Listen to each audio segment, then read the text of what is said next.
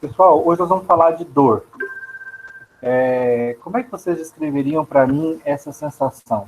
O que vocês... Ela é boa? Ela é ruim? Ela é importante? Ou ela é desnecessária? Hoje nós vamos falar de dor e também vamos falar de analgesia.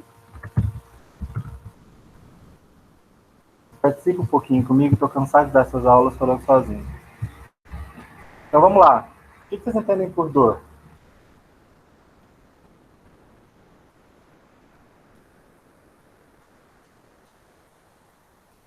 Vamos, gente? Tem alguém aí? Estão me ouvindo?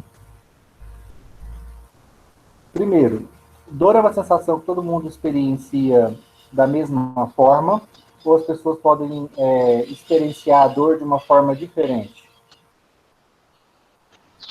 Cada pessoa tem um limiar de dor, né? Às É, vezes cada eu pessoa... sinto dor, muita dor de uma forma e o senhor já não sente, ou se sentir, sente bem menos. Exato, né? As mulheres têm gostam de falar que os homens são moles para a dor, né? Que elas são mais fortes. E a dor tem muito a ver com o costume. A dor é uma sensação que ela pode ser aprendida e ela pode ser tolerada com o passar do tempo. Por isso as mulheres, né, que se depilam desde muito jovens, elas vão se acostumando com aquilo ali. E aí você vai fazer uma depilação com cera num homem, ele dá o maior piti, porque ele não tem costume com aquela sensação de dor. E as pessoas, sim, experienciam dor de uma forma muito distinta. Então vocês vão colocar aí que dor é uma experiência subjetiva. Subjetiva por quê? Se um tecido nosso sofre lesão, a gente sente dor. Tá. Mas essa dor, ela pode ser mascarada pelo ambiente, pelo nosso momento emocional. Vou contar uma história para vocês, duas histórias, né? Uma de um jogador de vôlei, numa final de campeonato brasileiro de vôlei. Ele era um atacante de meio de rede, ele caiu, torceu o pé, ele achou que sentiu dor, saiu um pouquinho e mexeu no pé, mas continuou no jogo, final, né, do campeonato. Ao final do jogo, ele percebeu que ele tinha quebrado o pé. Só que ele continuou jogando vôlei, pulando, saltando, batendo o pé no chão, com o pé quebrado. Fala, mas como é que ele conseguiu? E a dor que ele estava sentindo? Claro que ele sentiu dor, mas a adrenalina, aquele momento, né, emocionante ali do final do jogo, mascarou a dor. Então a dor ela pode inclusive ser mascarada pelo estado emocional do paciente e ela também pode ser amplificada. Então, assim, às vezes uma pessoa que tem determinada personalidade mais positiva, mais combativa, ela relativiza a dor. A dor para ela é menos intensa. E para aquele profissional, aquela pessoa que às vezes é mais pessimista, é mais frágil, é mais negativa, ela amplifica a dor. Então, a dor para ela é um evento assim muito devastador. Então, a dor é uma experiência de caráter muito subjetivo. Tem uma outra história que eu gosto também de aquela modelo brasileira aposentada, a Luísa Brunet. Ela foi durante muitos anos madrinha de uma escola de samba. A gente sabe como elas desfilam, né? Com aquelas sandálias de salto muito alto. Ela também quebrou o pé na avenida. Mas muito empolgada com, a, com o desfile, né? Com aquele momento ali, ela desfilou a avenida toda. E a hora que chegou na concentração ali, né? No final, na apoteose, né? No final do sambódromo, que a adrenalina baixou, ela teve que ser levada para o hospital. O pé começou a doer terrivelmente. Então eu queria que vocês entendessem isso. A dor pode ser muito mascarada. Vocês que são dentistas, vão perceber que, são futuros dentistas, né, vocês vão perceber que, como o dentista já é um profissional que a gente teme, porque muitas vezes a gente tenta lá e sente uma dor muito intensa, né, e fica com aquele trauma e aquele barulho, né, dos aparelhos que o dentista usa, que ele vai deixando a gente mais aflito. Então, às vezes, uma pequena dor, o paciente já vai reagir com uma intensidade muito grande, porque ele já estava ali, né, predisposto para sentir essa dor e já estava naquele estado de tensão. Então, a dor é uma experiência em caráter subjetivo, ela pode ser evidenciada ela pode ser maximizada ou minimizada pelo ambiente que nos cerca. Um ambiente mais festivo pode mascarar a dor, um ambiente mais tenso pode maximizar a dor. Mas eu queria saber se evolutivamente vocês entendem a dor como uma coisa ruim ou boa para nós, seres humanos. É uma coisa boa, é importante. Por que dor é importante? Será que a nossa colega aí é masoquista? Ela gosta de sentir dor? Ou qual é a justificativa para você dizer que dor é importante? Não, eu não gosto de sentir dor, eu não gosto. O negócio é que a dor é importante sim pra gente, para avisar, porque tem pessoas que não sentem dor. E é tipo assim, você se machuca e você não sente, às vezes, por exemplo, você vai pôr a mão numa chapa quente, você tá queimando lá, e você não sente dor, você pode acabar com sua mão inteira, até perdendo a mão por causa disso, porque não sentiu dor. Eu não sei se está certo. Tá perfeito. É exatamente isso que eu queria que vocês raciocinassem. Gente, dor é uma das nossas sensações mais importantes evolutivamente, porque ela é preservativa. Ela ativa nosso instinto de sobrevivência. Se algum ponto do nosso corpo começa a doer, ele atrai toda a nossa atenção para a gente ver o que está acontecendo ali que está doendo. É um inseto que está te picando, você trata de espantá-lo. É sua mão que está presa numa porta, você trata de abrir a porta e livrar a sua mão.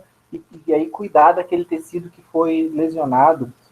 Olha numa lesão muscular, é importante que ela doa, porque se ela não doer, você continua fazendo atividade física. E o seu músculo lesionado vai lesionar cada vez mais. Um estiramento de grau leve vai ficar um estiramento grave. Por que ele não fica grave? Porque o de grau leve já dói bastante.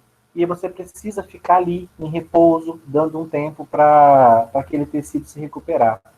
Então, o tecido lesionado, doer, evolutivamente é muito importante por dois motivos. Primeiro, para dizer para nós, olha, tem lesão aqui em determinado local.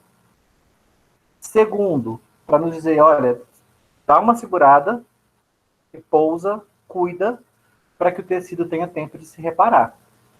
Então, a dor, ela dá essas sinalizações que são muito importantes para nós.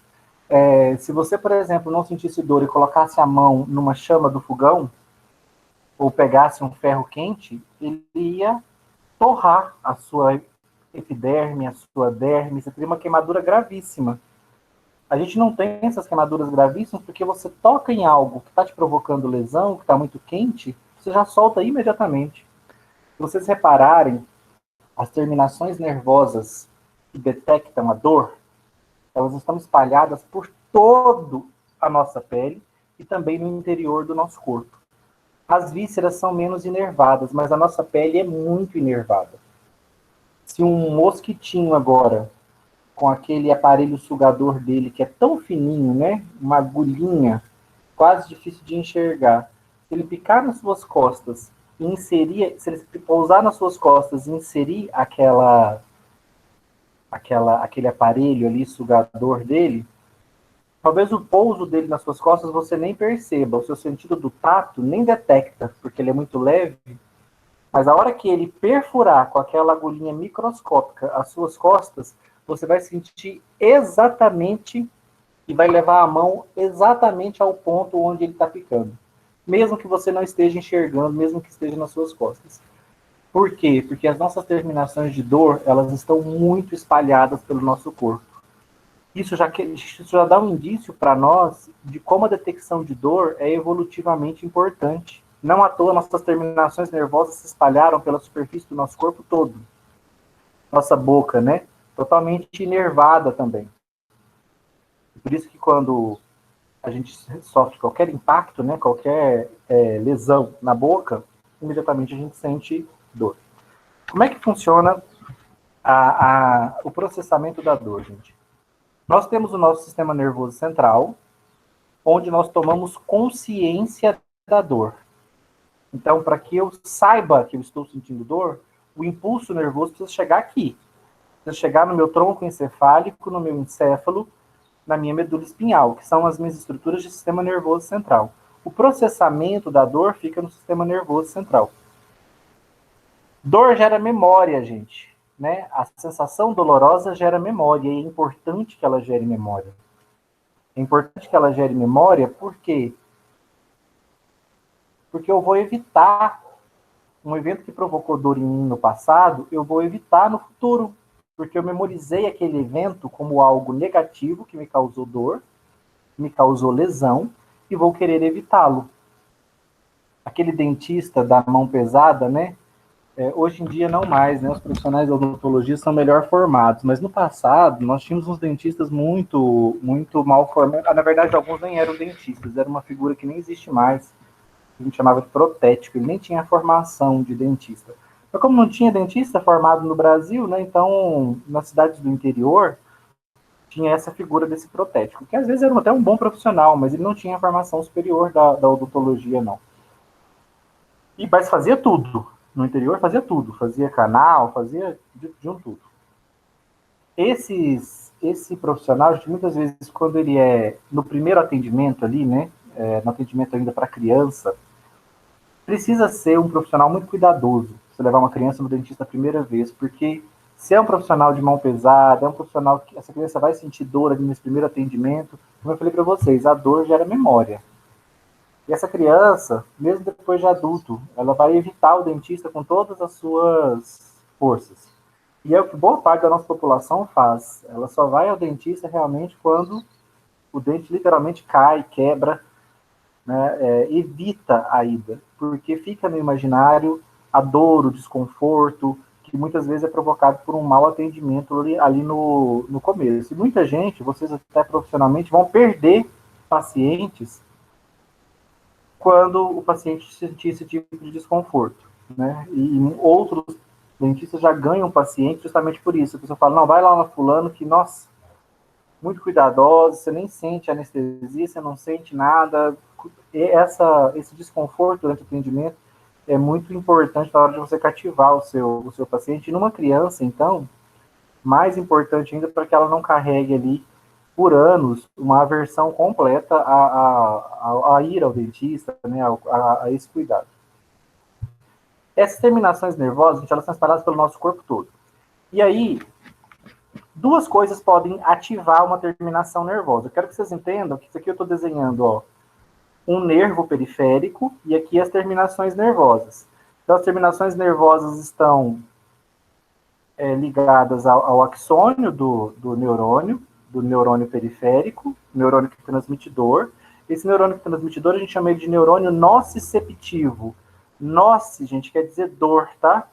Ceptivo quer dizer percepção. Então, é o neurônio que percebe dor. Noce, dor, ceptivo, percepção. Então, é o neurônio que percebe dor e eles estão espalhados por todo o nosso corpo. Então, na sua gengiva, tem essas terminações nervosas, que são prolongamentos de um axônio, de um neurônio, que vai acabar fazendo uma sinapse na sua medula espinhal. Aqui ele se conecta com outro neurônio, passa a informação, e da medula espinhal, essa informação vai em direção ao sistema nervoso central. Desculpa, medula espinhal já é sistema nervoso central. Ela vai em direção ao encéfalo, ao tronco encefálico e ao cérebro. Aqui, gente, quando essa informação chegar nos neurônios do sistema do encéfalo, do cérebro, do tronco encefálico, aqui a dor vai ser processada. E aqui eu vou tomar consciência da dor. A pessoa que sofre uma lesão na medula espinhal, ela tem uma lesão aqui, num ponto da medula espinhal, ela até detecta o estímulo doloroso na periferia do corpo. Então, se você enfiar uma faca na perna de uma pessoa que tem uma lesão na medula espinhal, esse neurônio vai transmitir um impulso de dor, vai fazer uma conexão na medula espinhal, só que na hora que ele subir em direção ao encéfalo, a transmissão não passa, porque há uma lesão aqui. Então, o que vai acontecer com esse indivíduo? Ele não toma consciência da dor. A dor não chega no sistema nervoso central. O sistema nervoso central, ele não só toma consciência da dor, ele planeja uma resposta. Então, esse indivíduo que não toma consciência da dor, o sistema nervoso central dele também não elabora uma resposta, então ele não faz nada a respeito. Se alguém vier aí agora, por exemplo, né, que eu estava dando o exemplo do mosquito picando ou um inseto picando as suas costas. Assim que ele picar, ele vai irritar a sua terminação nervosa. Um estímulo vai ser transmitido para a sua medula espinhal. Da medula espinhal, um outro neurônio vai conduzir esse estímulo até o encéfalo, o cérebro e o tronco encefálico. E aqui uma resposta vai ser dada. Você vai levar sua mão até as suas costas e espantar esse mosquito. A pessoa que tem essa lesão na medula espinhal, gente, o mosquito pica, o estímulo acontece, chega na medula, mas ele morre aqui. Ela não toma consciência da dor. Então ela não fica sabendo que o mosquito picou ela. Ela vai espantar esse mosquito? Não, ele vai ficar ali, sugando o sangue dela o quanto ele quiser. Porque ela não tem essa percepção de dor. Conseguiram entender essa ideia da transmissão da dor e da resposta à dor? Eu só respondo à dor, gente, de uma forma mais elaborada quando ela chega aqui no meu sistema nervoso central, nas estruturas encefálicas, no meu cérebro especialmente. Aqui acontecem duas coisas importantes. Eu tomo consciência, três coisas importantes. Eu tomo consciência da dor, eu fico sabendo o que está acontecendo. Eu memorizo para aprender que essa experiência é uma experiência que causa dor, para não repetir ela no futuro. Então eu tomo consciência, eu memorizo e, especialmente, aqui eu elaboro uma resposta. O que eu vou fazer em relação a isso? Então, por exemplo, entrei no meu carro, fechei a porta do meu carro na minha mão direita, minha mão ficou presa, sensibilizou minhas terminações nervosas, a informação chegou no meu sistema nervoso central. Isso dura uma fração de segundo para acontecer. Chegou. Qual que vai ser a minha resposta? Instintivamente, a minha medula espinhal pode mandar o meu neurônio motor contrair os músculos do braço e eu puxar essa mão. Só que a hora que eu puxo essa mão, ela está presa. Essa resposta motora básica, que é um arco reflexo, muitas vezes ela não é a solução. Eu vou precisar de uma resposta mais elaborada. E respostas mais elaboradas, quem elabora é o meu encéfalo, é o meu cérebro. Então, o que eu vou fazer agora? Senti a dor. O arco reflexo mandou uma resposta motora para eu puxar meu braço. Puxei, não deu certo. Continua preso, continua doendo mais ainda. Agora eu preciso de uma resposta mais elaborada. Por isso a informação precisa chegar aqui, ó, no meu sistema nervoso central, lá no meu encéfalo, no meu cérebro. Porque eu vou fazer o quê? Vou ter que pegar agora a minha outra mão, levá-la no trinco da porta, destrancar, empurrar a porta para eu liberar a mão que está presa. Entende que essa resposta é muito mais elaborada do que a primeira? Que é só um arco reflexo? Que é só um puxar o braço que está preso?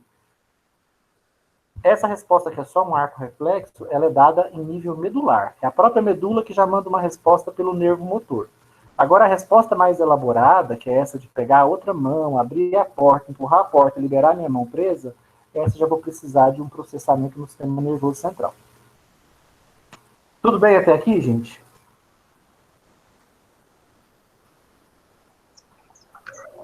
Sim, professor, poderia me repetir? Você falou broncoencefálico, encéfalo e qual mesmo? Ó, é porque aqui no sistema, aqui dentro do nosso crânio, nós temos várias estruturas encefálicas. É que muita gente pensa que dentro do crânio só tem o cérebro, né? Que é a estrutura mais conhecida.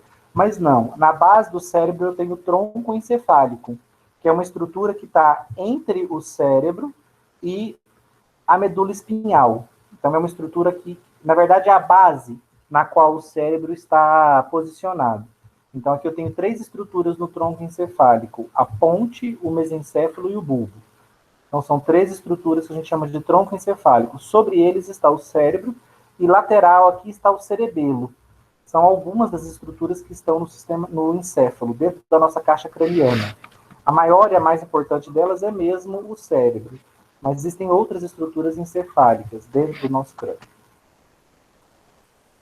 Então vamos lá, gente. Eu quero que vocês entendam que existem dois tipos de dor.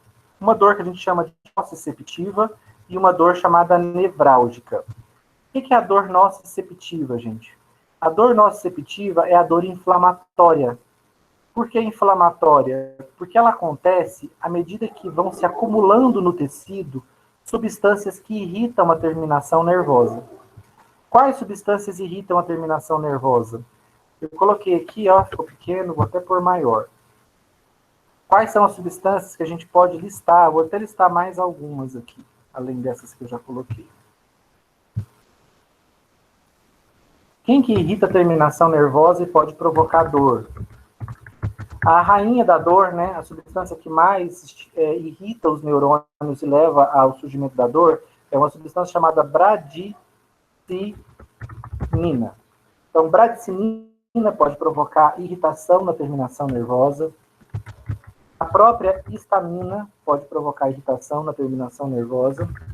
Ácidos produzidos pelo tecido inflamado ou uma produção excessiva de ácidos. Quem malhou alguma vez pelo primeiro dia, malhou bastante, sabe que no outro dia você sente muita dor muscular, porque a musculação que você fez no dia anterior aumentou a produção de ácidos no seu músculo. E esses ácidos produzidos, eles irritam as terminações nervosas no músculo. Por isso, no outro dia, o músculo está muito dolorido, porque há um acúmulo de ácidos orgânicos, né, íons de hidrogênio. Outras substâncias que podem provocar dor são as proteases. Proteases, gente, são enzimas que degradam proteínas, que danificam proteínas. Então, elas podem danificar a estrutura da terminação nervosa e também gerar dor nociceptiva. E, por fim, eu vou citar aqui as prostaglandinas e as prostaciclinas. Nós já vimos, né, na aula anterior, que também são substâncias que provocam dor. Por fim, só mais um para vocês conhecerem, a serotonina é um neurotransmissor no sistema nervoso periférico, também está envolvido com a dor. Gente, em qual tecido que essas substâncias vão se acumular? No tecido inflamado. Então, o tecido inflamado, as células de defesa, as células lesadas do tecido inflamado, elas vão produzir bradicinina, histamina, ácidos, proteases, prostaglandina, prostaciclina e serotonina. Essas substâncias liberadas num tecido irritam as terminações nervosas naquele ponto e disparam um sinal de dor para o sistema nervoso central.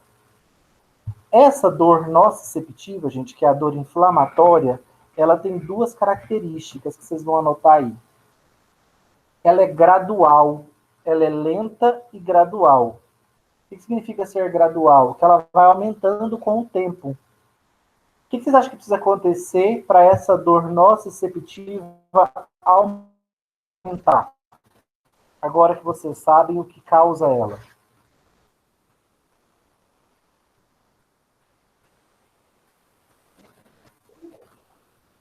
Quando não tira o estímulo agressivo? O que está causando ela não são essas substâncias liberadas no tecido inflamado que estão irritando a terminação nervosa? Quanto mais dessas substâncias eu tiver liberado, gente, mais eu vou irritar a minha terminação nervosa. Então, à medida que a inflamação progride, à medida que a inflamação fica mais intensa, eu libero mais dessas substâncias. E quanto mais delas, mais dor. Quanto mais bradicinina, histamina, ácidos, proteases, prostaglandinas, prostaciclina e serotonina eu tenho no tecido, mais irritação vai acontecer na minha terminação nervosa, mais dor eu vou sentir. Então, à medida que a minha inflamação vai progredindo, a dor vai aumentando. Então, você pode perceber aquelas acnes que surgem no cantinho da boca da gente, né? São especialmente doloridas. Quando elas estão ainda internas, elas já doem. Você já aperta assim, toca a pele e já sente a dorzinha lá no fundo. À medida que essa inflamação vai progredindo, que essa acne vai ficando mais inchada, mais vermelha, no auge da inflamação, ela está extremamente dolorida. E não só ela, a região em volta dela também, se você tocar, está tudo dolorido. Por quê? Porque no auge da inflamação, dessa acne, essas substâncias estão em grande quantidade. E as terminações nervosas ali daquela área estão todas irritadas, transmitindo sinais de dor. E por isso você está sentindo aquela dor intensa no auge da inflamação. À medida que a inflamação vai acabando, a quantidade dessas substâncias vai diminuindo. E à medida que elas diminuem, a inflamação passa. A dor passa, né? À medida que a inflamação vai passando, a dor vai passando junto. Então é isso que eu queria explicar para vocês e já falar da primeira classe de analgésicos. É assim que eu queria explicar para vocês por que que os anti-inflamatórios não esteroidais e os anti-inflamatórios esteroidais, que nós acabamos de estudar, são analgésicos. Reparem que eles são analgésicos que tratam a dor nociceptiva. Por que eles tratam a dor nociceptiva? Porque ela é a dor inflamatória. Alguém consegue me dizer por que que um anti-inflamatório trata a dor? O que ele está fazendo que a dor diminui depois que eu tomo ele? Porque se diminuir a inflamação, consequentemente vai diminuir a dor. Perfeito. Você percebeu que ele não é um analgésico direto? Eu poderia dizer até que ele é um analgésico indireto. Por que, que eu poderia... Por consequência. Por que eu poderia dizer que ele é um analgésico indireto, né? Porque, na verdade, o que ele está tratando é a inflamação. À medida que ele trata a inflamação, que ele vai bloqueando o processo inflamatório, ele vai parando a produção de prostaglandinas, prostaciclinas, a vasodilatação vai revertendo, aí o processo inflamatório como um todo vai diminuindo. Os anti-inflamatórios esteroidais, eles inibem a degranulação do mastócito, então diminui a liberação de bradicinina, de histamina. Então, o que está provocando a dor no processo inflamatório? É a quantidade dessas substâncias que estão sendo liberadas no tecido. À medida que a inflamação vai sendo inibida, a quantidade dessas substâncias diminui. Consequentemente, a irritação na terminação nervosa diminui e a dor diminui junto. Então, os anti-inflamatórios esteroidais e não esteroidais são analgésicos que tratam a dor nociceptiva inflamatória à medida que vão inibindo o processo inflamatório. Então, analgésico anti-inflamatório não esteroidal e esteroidal, você vai perceber, se você tomar uma dexametasona, a dor desaparece. Se você tomar um diclofenaco, que é um anti-inflamatório não esteroidal, a dor também desaparece. Por quê? Porque eles agem inibindo o processo inflamatório e reduzindo a produção dessas substâncias aqui. Vou até colocar isso também para ficar mais completo.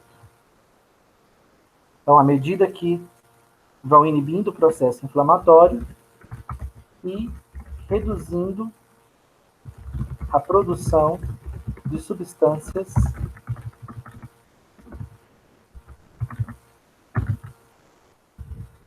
nociceptivas. Não vou listá-las porque estão aqui do lado, tá? Substâncias nociceptivas que irritam a terminação nervosa e causam dor. Ficou completo. Ótimo. Então, vamos lá. Quando vocês prescreverem um anti-inflamatório não esteroidal ou um esteroidal, com finalidade para um paciente, eu estou tratando qual tipo de dor? A dor inflamatória. Então, se meu paciente chega ali com as gengivas inflamadas, né, uma gengiva toda inflamada, inchada, vermelha, super dolorida, eu vou passar um anti-inflamatório para ele e eu sei que o efeito analgésico que ele vai gerar é porque ele vai tratar aquela inflamação. À medida que o processo inflamatório na gengiva for regredindo, graças ao efeito farmacológico desses fármacos, a quantidade de bradicinina, histamina, ácidos, proteases, prostaglandina, prostaciclina e serotonina naquela gengiva vai diminuindo. E à medida que elas vão diminuindo, a irritação na terminação nervosa ali naquele ponto vai ficando cada vez menor. A dor vai ficando mais branda, até que ela desaparece. Então, a dor inflamatória, ela desaparece junto com a inflamação, porque essas substâncias deixam de ser produzidas. Certinho? Então, isso é um efeito analgésico, gente. O efeito analgésico é um efeito em que eu alivio, atenuo a sensação de dor. Tá? Então, analgesia é aliviar, atenuar a sensação de dor. Então, aqui eu estou tratando a causa da dor inflamatória. Mas eu tenho um outro tipo de dor. não existe apenas a dor inflamatória, que é a dor nociceptiva. Eu também tenho a dor nevrálgica.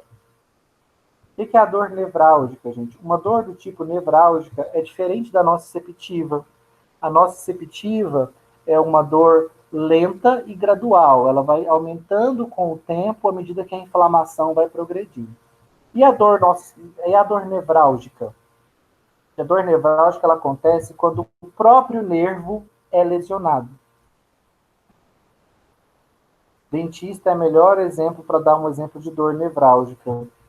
Vocês estão lá com aquele motor de vocês, que não sei o nome daquilo, e de repente você toca numa terminação nervosa. Gente, qual é a sensação? Descreve para mim essa dor. Como é que ela é? Primeiro, em intensidade.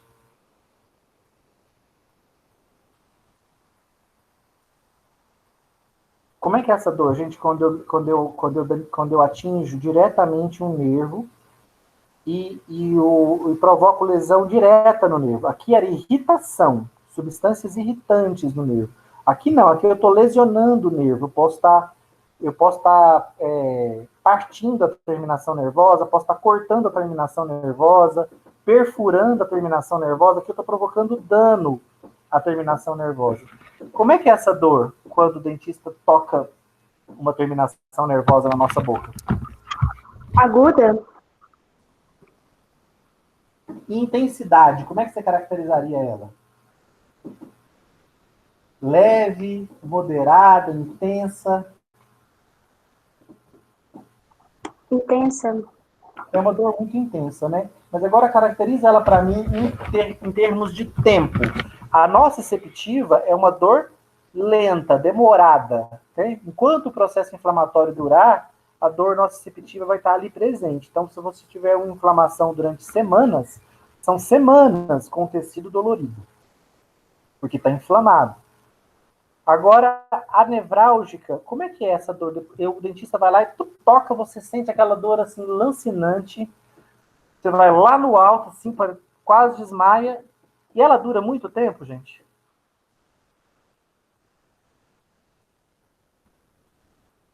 Ela é rápida, né? Ela é Acredito que não super dura muito rápida. tempo. Você sente aquela dor extremamente intensa, mas segundos depois, ela já desapareceu. Às vezes fica só uma dorzinha de fundo. É igual quando você está andando em casa e bate sua canela numa mesinha de centro, que existe só com essa finalidade, né? Da gente não se machucar. E você bate nela, você sente aquela dor terrível. Leva a mão ali, passa alguns segundos, a dor amenizou.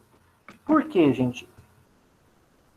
Essa dor intensa e violenta, rápida, é a dor nevrálgica. É a dor fruto da lesão do próprio nervo, da própria terminação nervosa.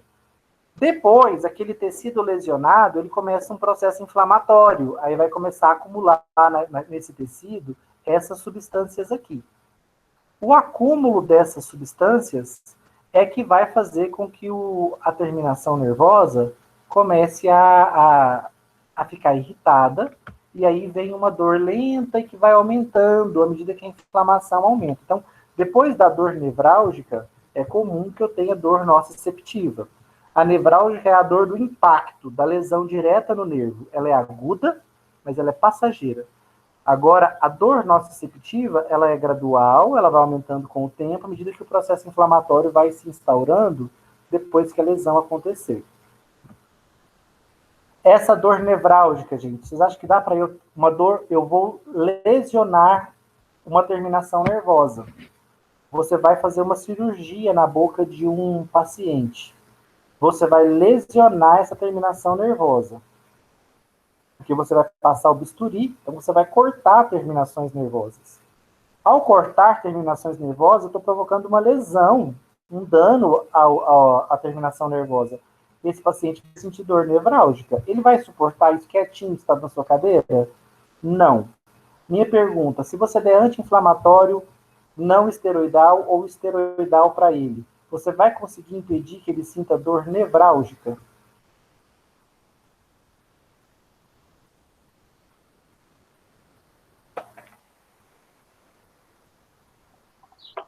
Não. Não, né, gente? Por que não?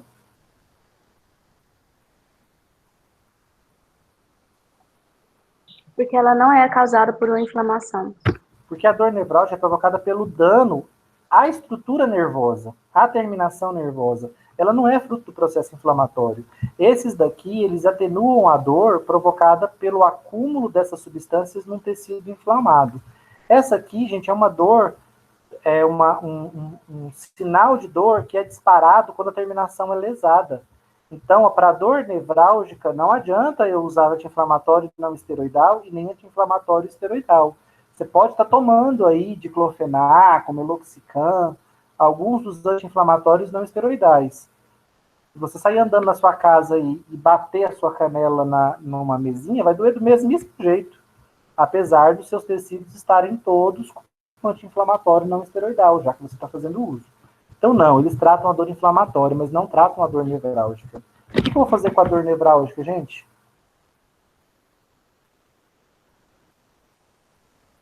Como é que eu vou fazer para inibi-la? Eu vou precisar agora de ir além da analgesia. Eu vou precisar usar um recurso mais intenso. Eu vou precisar de anestesia. Qual que é a diferença? Vocês entendem alguma diferença entre analgesia e anestesia? As duas têm a ver com redução da percepção de dor.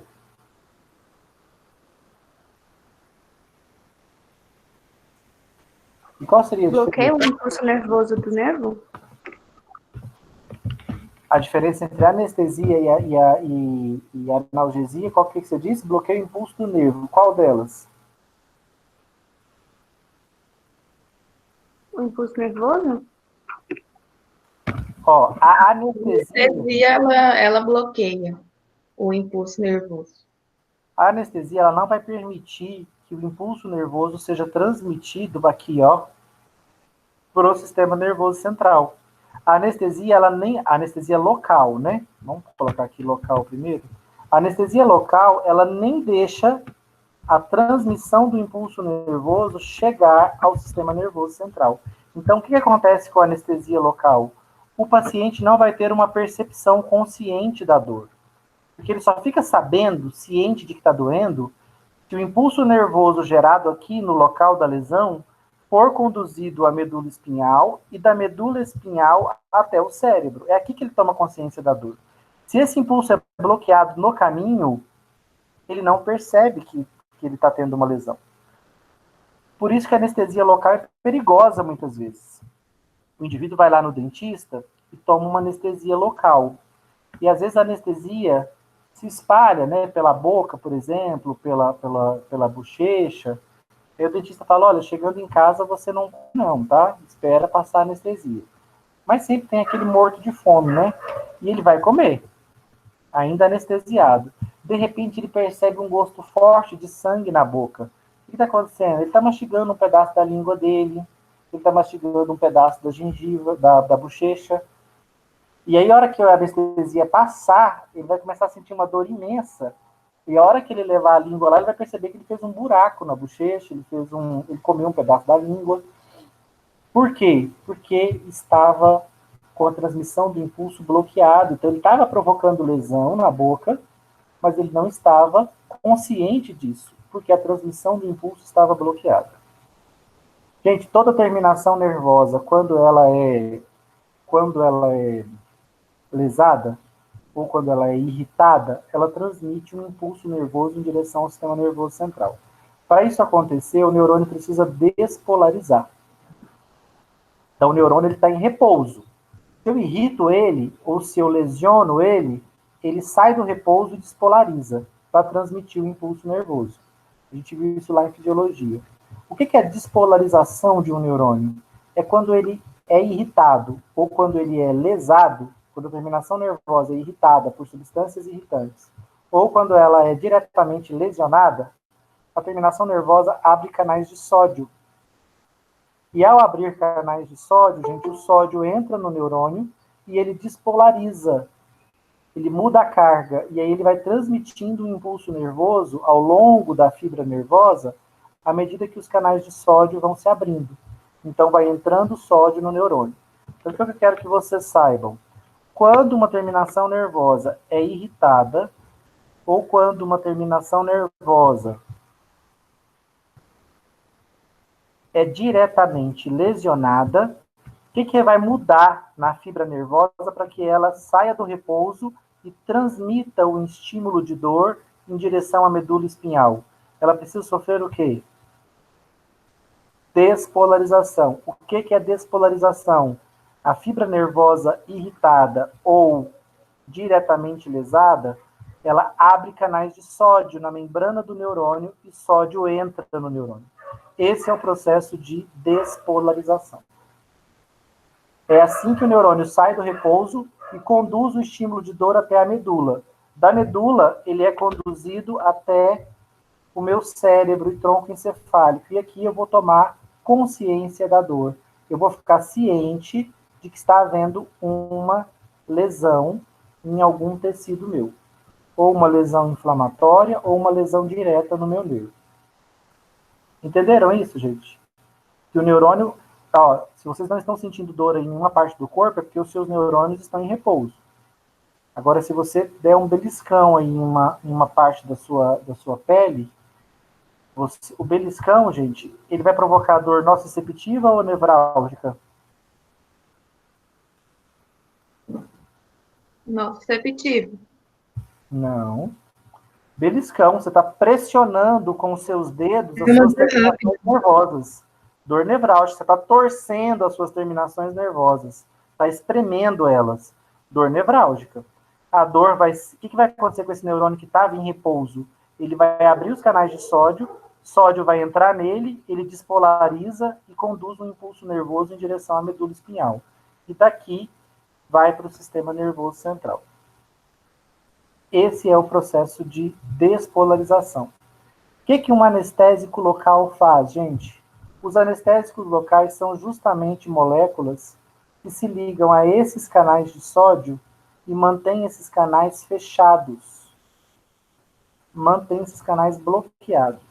O que vai acontecer com o indivíduo que fez uso de uma anestesia local, de um anestésico local? O fármaco anestésico, ele vem, como ele é local, a anestesia é aplicada apenas no local onde eu quero bloquear a transmissão do impulso de dor. Nas terminações nervosas daquela região onde o fármaco atingir, ele vai se ligar nos canais de sódio e vai deixar eles fechados. Com esses canais fechados, gente, eu posso cortar à vontade essas terminações nervosas com um bisturi, que o indivíduo não vai ficar consciente da dor. Por quê? Porque a hora que esse neurônio tentar despolarizar para transmitir um impulso para a medula espinhal, ele não vai conseguir, porque os canais de sódio dele estão fechados pelo anestésico local. Então, ele não despolariza, ele permanece em repouso. O impulso nervoso não acontece. Então, na anestesia local,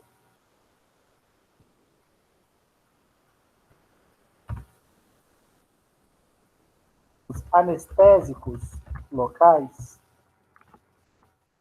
eles bloqueiam os canais de sódio na membrana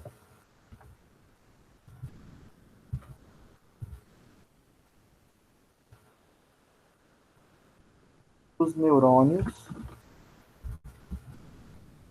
das terminações nervosas,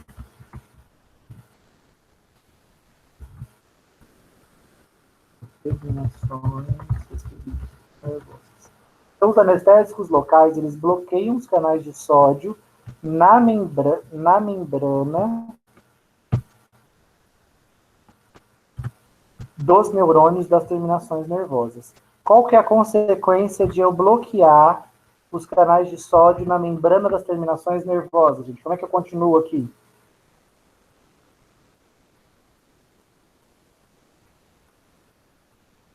Como que eu continuo? Inibindo a dor? Hã? Inibindo a dor? Impedindo a despolarização. despolização. E a geração não, vou pôr transmissão. E a transmissão do impulso nociceptivo.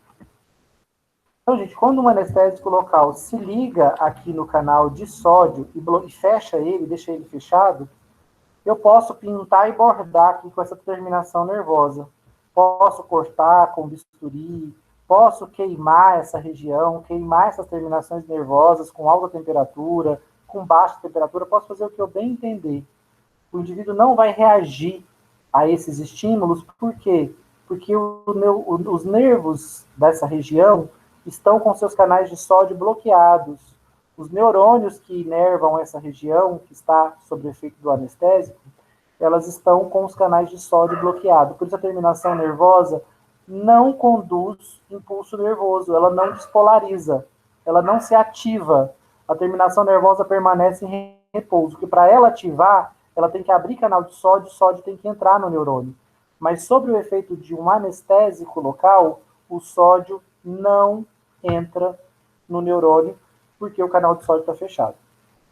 Então, os anestésicos locais bloqueiam os canais de sódio na membrana dos neurônios de terminações nervosas, impedindo a despolarização e a transmissão do impulso nervoso. Tá certo? Então, quando vocês aplicam um anestésico local, por onde esse anestésico percorrer, o caminho que ele fizer,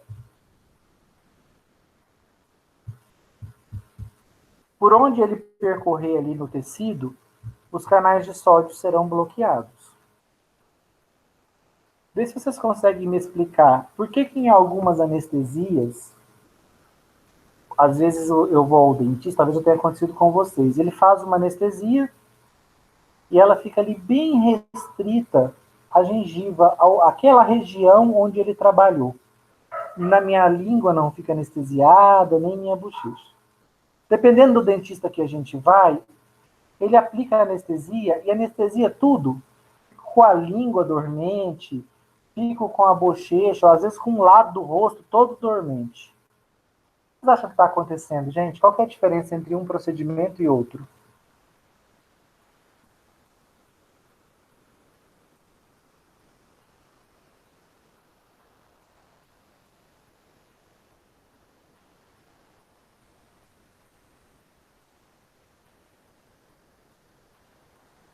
Vamos? Nenhuma ideia?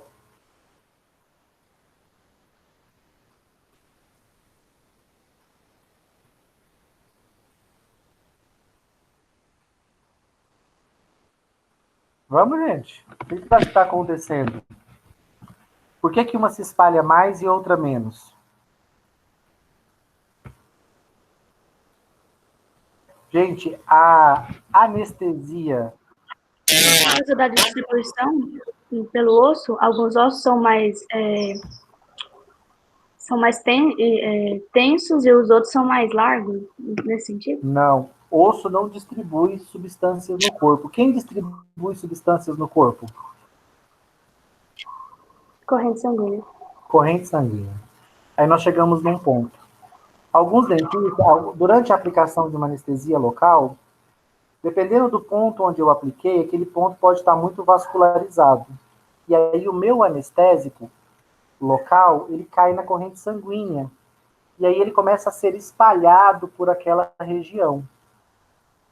E aí, onde os vasos sanguíneos levarem o anestésico, numa concentração suficiente, ele vai ir anestesiando. Então, se o dentista aplicou uma quantidade um pouquinho maior, ela começa a passar para os vasos sanguíneos, e aí ela vai sendo distribuída na circulação da sua face. Pode atingir sua língua, pode atingir sua bochecha, seu pescoço. Dependendo do quanto de anestésico foi usado, fala, professor, mas ele vai ser distribuído para o corpo todo? Vai. Por que ele não anestesia o corpo todo, gente?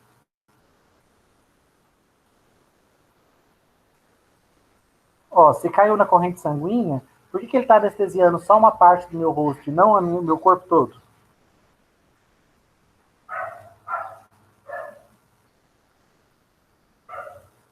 Não? Pessoal, quantidade. tá? Pensa que efeito farmacológico depende de dose. Então, no ponto onde eu aplico o anestésico local, a concentração dele naquela região está muito alta. Ali, o bloqueio das terminações nervosas, o bloqueio dos canais de sódio vai ser pleno. Por isso que ali eu inibo completamente a transmissão da dor. Eu posso fazer o que eu quiser naquela região. À medida que a circulação sanguínea começa a distribuir esse anestésico para as regiões próximas, concorda que ele vai diluindo? Ele vai diluindo, ele vai ficando cada vez menos concentrado. Cada vez menos concentrado. O bloqueio das terminações nervosas vai ficando cada vez menor. No ponto que eu anestesiei, está 100% bloqueado. Mas se você vier aqui na bochecha desse paciente, pode ter algumas terminações nervosas bloqueadas, não todas. Aqui ele já sente um pouco de dor. À medida que ele vai se espalhando pelo resto do seu corpo, ele vai ficando em concentração tão baixa que ele já não faz mais efeito farmacológico, que ele já não consegue mais inibir a dor. Então é porque ele vai se diluindo. O que vocês acham que eu poderia fazer? Eu, dentista, vou fazer uma anestesia numa gengiva e eu não quero essa anestesia se espalhando. O que eu posso fazer?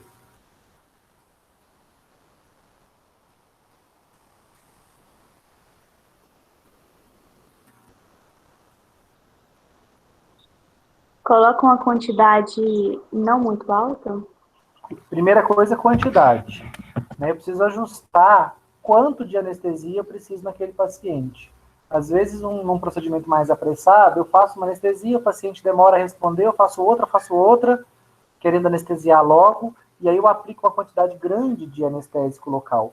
A circulação sanguínea começa a distribuir aquele anestésico, como ele está numa quantidade grande, ele vai chegando em quantidade suficiente para anestesiar a minha língua, a minha bochecha, e ele vai se espalhando, pode atingir uma parte do rosto. Então, quantidade. Mas à medida que esse problema foi acontecendo, o que os desenvolvedores de fármacos pensaram, os farmacologistas? Se é a corrente sanguínea que está distribuindo o anestésico para regiões em volta, e eu não quero isso. Eu quero que o anestésico fique concentrado onde eu quero anestesiar. Estou fazendo um procedimento numa gengiva, eu quero anestesiar aquela gengiva, eu não quero anestesiar a boca toda, nem a língua, muito menos a bochecha, eu quero anestesiar aquela região. Então, o que os desenvolvedores de fármacos fizeram? Uma associação muito interessante, que é um anestésico local associado a um vasoconstritor. O que é uma substância vasoconstritora? É uma substância que vasocontrai os vasos sanguíneos naquela localidade, e aí o fluxo sanguíneo fica menos intenso. Vocês entendem isso? Que se eu contraio os vasos, diminui o fluxo sanguíneo? É o contrário da inflamação, né? Na inflamação, se eu dilato os vasos, inflama, porque tem muito sangue passando. Aí fica vermelho, fica quente, fica inchado. Se eu uso um vasoconstritor, tem duas vantagens, tá? No procedimento de um dentista. O uso do vasoconstritor junto com o anestésico local, primeiro, vai aumentar ou diminuir o sangramento nesse ponto, gente, a hora que ele cortar? Diminuir. Vai diminuir, porque tem menos sangue circulando. Então, vai ser uma cirurgia com menos sangramento, porque os vasos daquela região estão vasocontraídos. A outra vantagem, gente, é que como a circulação sanguínea naquela região fica diminuída pelo efeito do vasoconstritor, que dá uma bloqueada nos vasos sanguíneos, contrai os vasos sanguíneos daquela região, o anestésico local não se espalha, porque quem estava espalhando o anestésico local não era a circulação sanguínea, ele estava passando de onde você aplicou para dentro dos vasos sanguíneos. Então, o anestésico local, na presença de um vasoconstritor, ele fica concentrado no tecido, fica preso ali no tecido, porque ele não vai ser distribuído. Com isso, você consegue uma anestesia bem localizada. Muitas vezes não é usar. Falar, professor, por que todo dentista não usa isso? Mais caro, né, gente? Então, tem dentista que, às vezes, por uma questão de melhorar aí a sua lucratividade, vai acabar usando só o anestésico local tradicional. Tem gente que é habilidosa, consegue só com anestésico local fazer uma anestesia bem pontual. Mas muitos preferem fazer o uso junto com o vasoconstritor, porque também tem a vantagem de reduzir o sangramento no ponto operado. Tá bom? Então, o vasoconstritor junto com o anestésico local, ele ajuda a reduzir o sangramento e... Vou precisar escrever isso. Anestésico mais vasoconstritor. Quais são as vantagens? Reduz o sangramento e concentra o efeito do anestésico no local, impede, né, que o anestésico seja distribuído. Então, essa é uma associação que é fruto de inovação aí, né, nos procedimentos farmacológicos. A gente detectou que havia um problema de disseminação do anestésico local, então a gente acabou pensando, olha, se ele está sendo disseminado, o que a gente pode fazer para mantê-lo no local? Uma das formas é usar o vasoconstritor. Quem não tem esse vasoconstritor à disposição, quem não compra, né, já essa associação, vai precisar fazer uma anestesia local, tomando cuidado com a dose. E tomando cuidado também para não acertar nenhum vaso, tá, gente? Muitas vezes a pessoa faz a aplicação e acerta um vaso. Aí ela aplica boa parte do anestésico dentro do vaso. Ao invés da anestesia ficar local, ela vai se espalhando para a região, porque ele aplicou ela justamente dentro de um vaso sanguíneo. A ideia é que eu aplique na mucosa, né, no espaço entre as células, e não dentro de vaso. A ideia é que eu aplique no tecido o anestésico, para que ele passe o mínimo possível para a circulação sanguínea. Se eu acertar diretamente dentro de um vaso e aplicar ele lá, ele vai se espalhar, e onde ele for, ele vai bloquear a terminação nervosa e vai provocar perda da sensibilidade, vai provocar anestesia local. Dúvidas, gente, sobre essa parte? Entenderam a ideia de associar um vasoconstritor a um anestésico local? Sim, professor. Olha, vocês vão passar altos apuros, altos dramas, à medida que vocês forem fazendo anestesias, tá, gente? Porque eu preciso ser muito cuidadoso com a quantidade de anestésico que eu aplico, porque o anestésico local ele provoca intensa taquicardia. Então, se um paciente tem mais sensibilidade, ele pode ter uma taquicardia, pode passar bastante mal ali na sua cadeira e te deixar em maus lençóis. Tá? Então, os anestésicos locais precisam ser aplicados com moderação. A ideia do vasoconstritor ainda tem mais uma vantagem, né? Reduz sangramento, concentra o efeito do anestésico no local e reduz reações adversas medicamentosas, como, por exemplo, ataque cardíaco. Se você deixa o anestésico passar em grande quantidade para a circulação sanguínea, ele pode acabar agindo ele pode acabar chegando ao tecido cardíaco, e se ele chegar ali numa quantidade significativa, ou se o paciente for mais sensível, ele pode provocar uma aceleração cardíaca e esse paciente começar a passar mal. Daí alguns sustos. Então, cuidado com a quantidade de anestésico e, se possível, fazer a aplicação com o vasoconstritor, porque ela tem muitos benefícios. Reduz o sangramento, porque tem menos sangue fluindo no local. Concentra o efeito do anestésico no local, porque vai passar menos anestésico para a circulação sanguínea, já que a circulação está menos intensa, os vasos estão constritos, e ainda reduz reações adversas provocadas pelo espalhamento do anestésico para outras regiões. E, enfim, também reduz o desconforto do paciente, né, gente, que é muito desagradável você sair com a sua língua anestesiada, com uma parte do rosto anestesiada, você também diminui o desconforto do paciente. Foi? Dúvidas?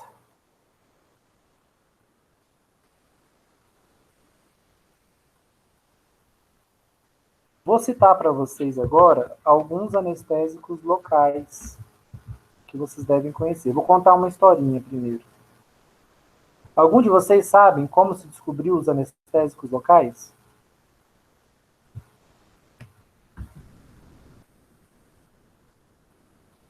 Não? Ó, na América do Sul,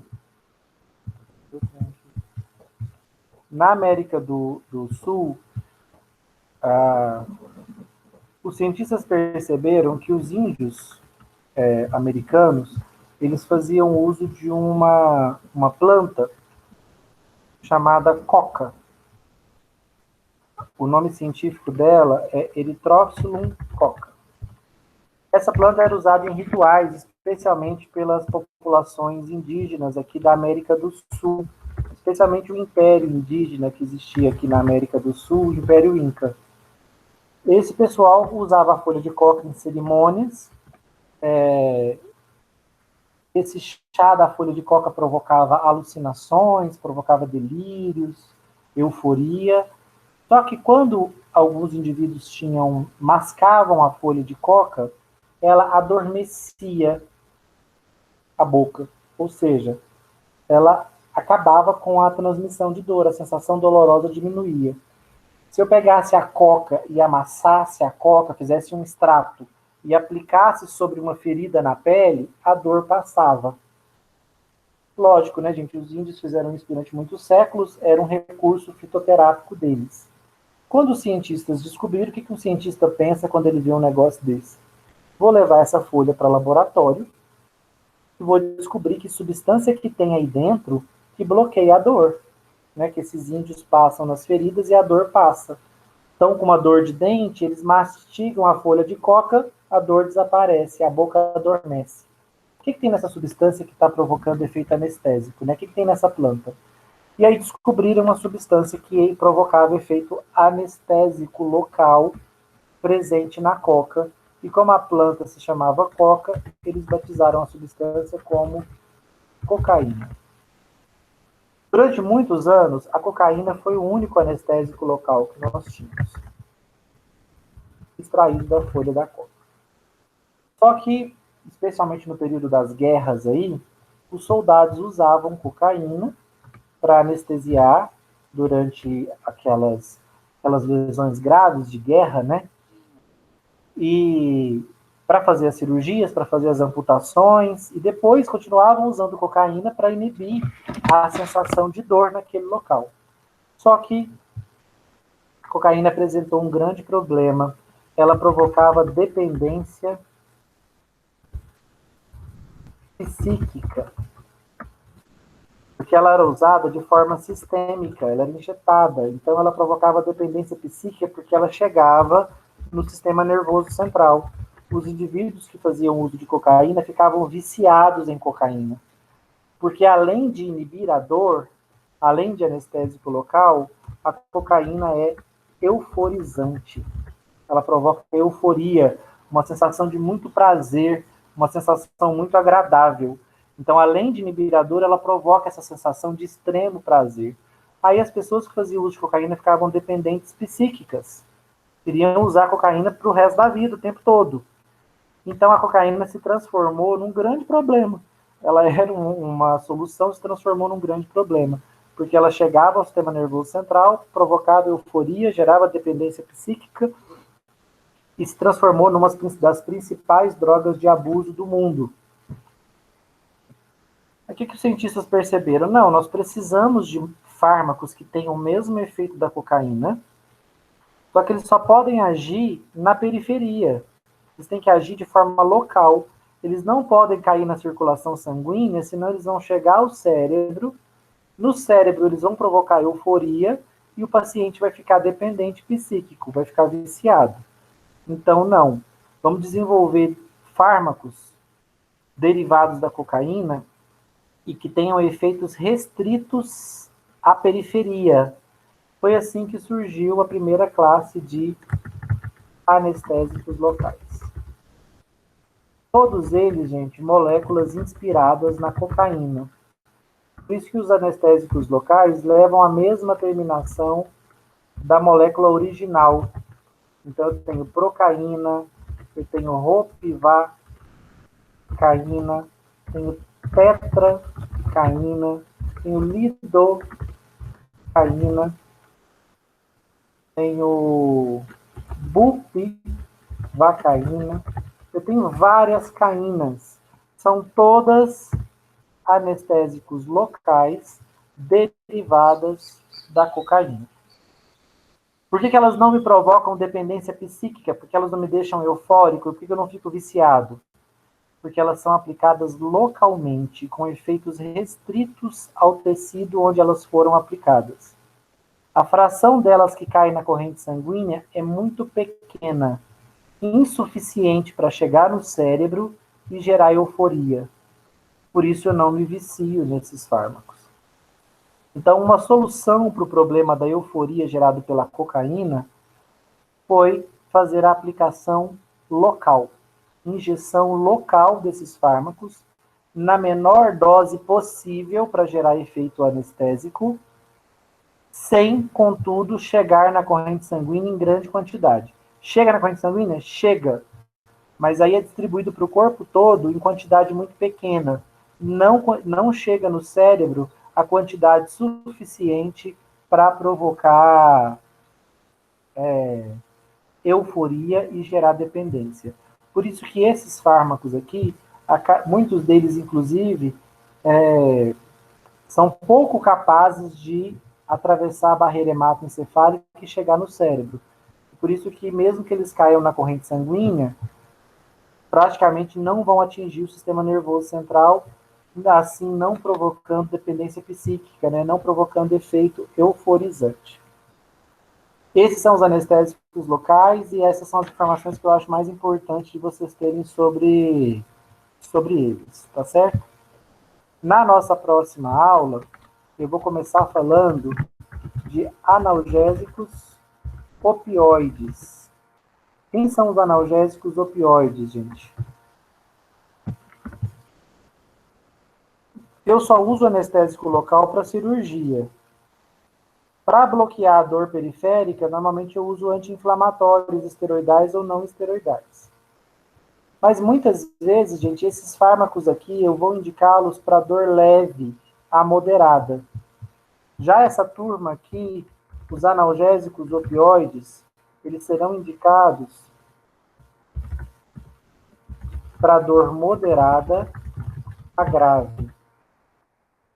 Qual que é o efeito deles? Qual que é a diferença do efeito analgésico deles para o efeito analgésico dos anti-inflamatórios não esteroidais e esteroidais? Esses aqui agem inibindo a dor à medida que bloqueiam a inflamação.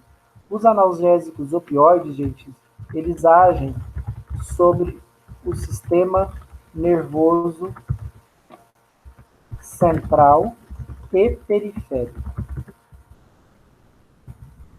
Eles têm um duplo efeito analgésico. O que eles fazem no sistema nervoso central e periférico? Eles diminuem a transmissão e a percepção consciente da dor. Então, olha que interessante. Esses fármacos analgésicos opioides, eles bloqueiam tanto a transmissão da dor pelo nervo, eles bloqueiam tanto a transmissão periférica da dor. Vou botar aqui entre parênteses, nos nervos. E, então, vamos lá, agem sobre o sistema nervoso central e periférico. Vamos arrumar esse português aqui. Diminuindo a transmissão periférica da dor nos nervos e a percepção consciente da dor no sistema nervoso central. Então, eles têm efeito duplo. Eles não só não dificultam a transmissão da dor até o sistema nervoso central, eles bloqueiam essa transmissão pelo nervo, como eles também, lá no sistema nervoso central, aqui no cérebro, eles diminuem a percepção consciente da dor. Os fármacos dessa classe são chamados de analgésicos opioides. E na próxima aula, eu vou falar para vocês por que eles são opioides. Na verdade, eu vou listar eles aqui e já vou contar essa historinha, que a gente tem um tempinho, dá para eu contar essa história. Quem são os analgésicos opioides?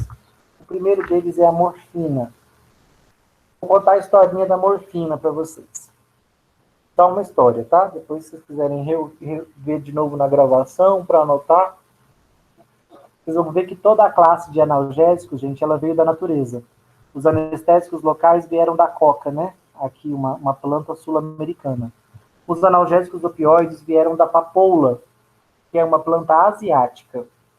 Lá na Ásia, os nativos da Ásia, assim como os nossos incas aqui usavam a coca para anestesiar os pontos de dor, lá na Ásia, eles usavam um extrato da papoula.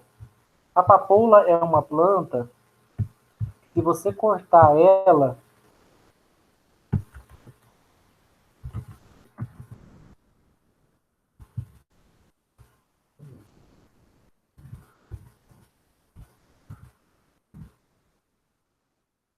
que a papoula é uma planta até bastante bonita, né? Dessas flores aqui, e ela dá um fruto. Deixa eu ver se eu tenho uma foto aqui. Aqui. Tá vendo que a papoula forma esse bulbo? Se você cortar esse bulbo aqui, gente, sai um leite, uma secreção leitosa, uma secreção branca. Essa secreção branca, se você levar e concentrar ela, ela vira uma goma, um extrato, uma pasta. Essa pasta extraída da papoula, a gente chama de ópio. E o que as pessoas faziam com essa pasta, com essa goma extraída da papoula? Aqui, quando você corta, sai um leitinho branco. Mas a hora que você leva para concentrar, ela vira uma pasta. Essa pasta era chamada de ópio. E as pessoas fumavam esse ópio e tinham viagens euforizantes, muito prazerosas, e a sensação de dor desaparecia.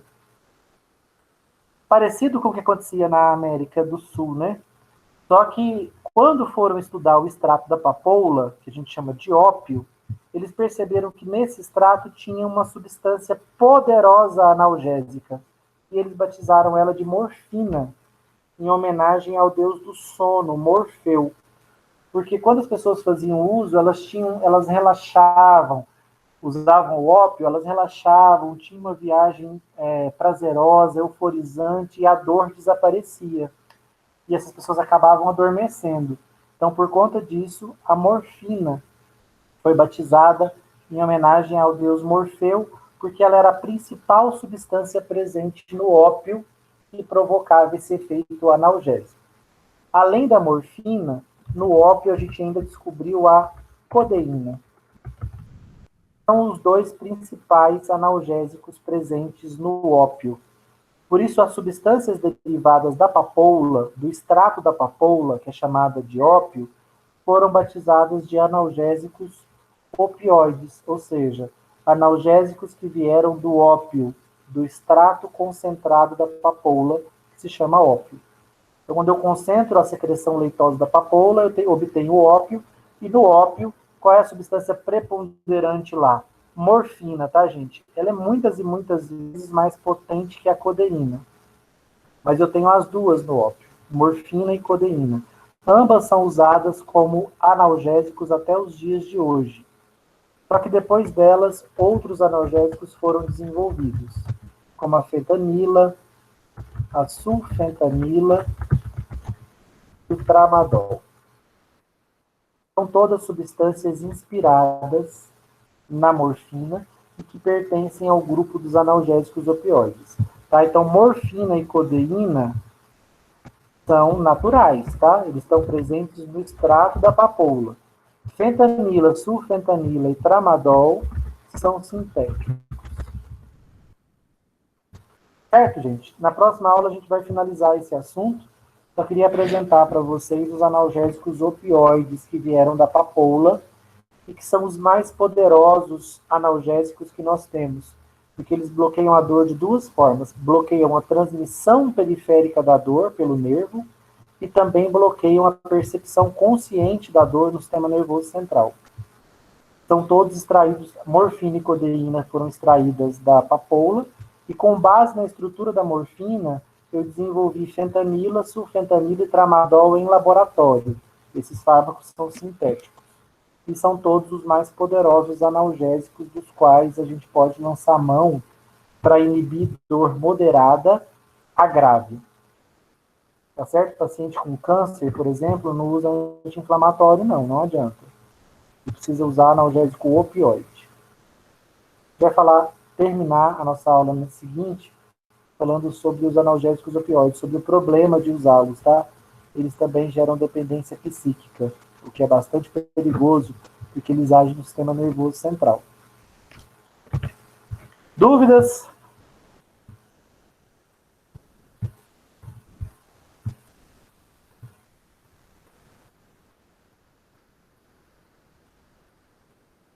Não?